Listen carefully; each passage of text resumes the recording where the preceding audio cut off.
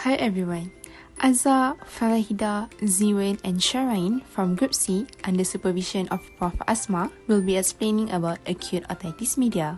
Acute otitis media is an acute inflammation of the middle ear cavity. It is commonly occur in children and frequently occur bilaterally. Epidemiology. Some studies show bimodal prevalence, which the higher one at the age of 6 to 18 months and the second and lower peak occur at the age of 4 to 5 years old. For gender-related demographic, studies have shown an equal prevalence between males and female. Common pathogens associated with acute otitis media: virus such as RSV, adenovirus, influenza virus. For bacteria, Streptococcus pneumoniae, Haemophilus influenzae, Moraxella catarrhalis, Group A Streptococci, and Staphylococcus aureus. The pathophysiology of acute otitis media is when there are presence of viral upper respiratory tract infection and eustachian tube dysfunction. When there is a viral infection, it will cause inflammation which leads to secretion and edema. The accumulation of mucus in the eustachian tube will act as a medium for the bacterial growth. The infection will also cause decrease in mucociliary defense and will alter the immune response. The negative middle ear pressure will cause reflux of nasopharynx microbes. It will lead to ascending of bacterial infection via eustachian tube that cause acute otitis media. Move on to the risk factor. The first risk factor is young age. Next is overcrowding place. The third one is preformed pathway of the infection. The last one is immunocompromised host.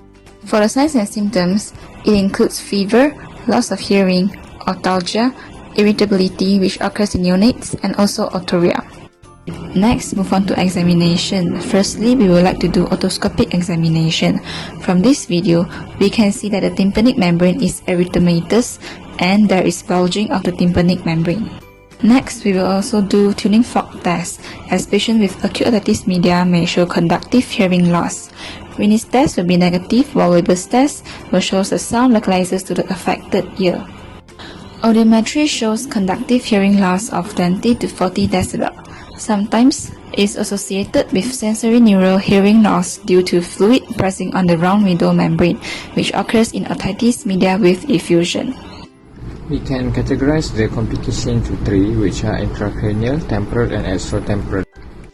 The complications for intracranial are meningitis, intracranial abscess, and sigmoid sinus thrombophlebitis, while the complications for temporal are acute mastitis, a mastitis abscess, facial palsy, and labyrinthitis.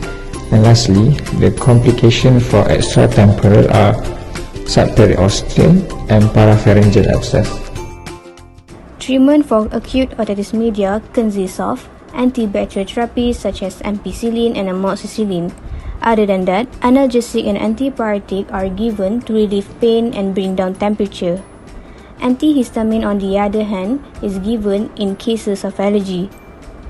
Besides that, decongestant nasal drop is used to relieve eustachian tube edema and promote ventilation of middle ear. Lastly, ear toilet may be performed if there is any discharge in the ear. Here are some take-home messages that may benefit you. Thank you and stay safe.